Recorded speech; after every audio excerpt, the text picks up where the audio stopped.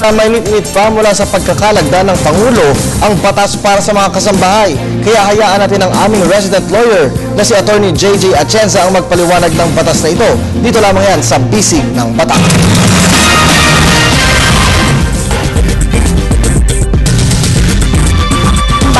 Dahil daw sa bagong pasang kasambahay law, kinausap siya ng kanyang mga kasama sa bahay at hinihingan siya ng SSS, Pag-ibig at PhilHealth membership.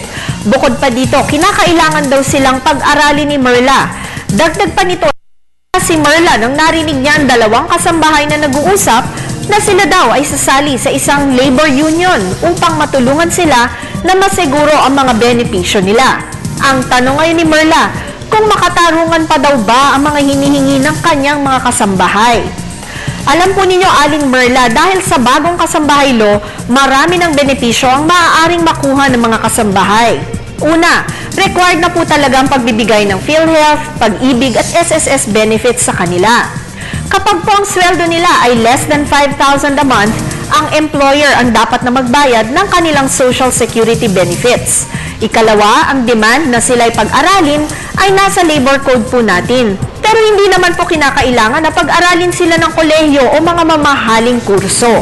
Ang iniuutos lamang po ng batas ay basic education o mula elementary hanggang high school. Subalit wala po itong pilitan. Kung ang inyong kasambahay ayaw naman po mag-aral, okay lang din po yun. Ikatlo, nasa kasambahay bill din nakasaad na may karapatan ng mga kasambahay na sumali sa organisasyon na nais nilang salihan. Huwag po kayong mag-alala, hindi naman po sila sasali sa kung anumang unyon na maaaring mag-rally sa harap ng inyong bahay. Ito po maaari siguro ay maaari lang nila salihan upang makakuha lang po sila ng idea kung ano po ang nararapat at according sa batas na kanilang karapatan.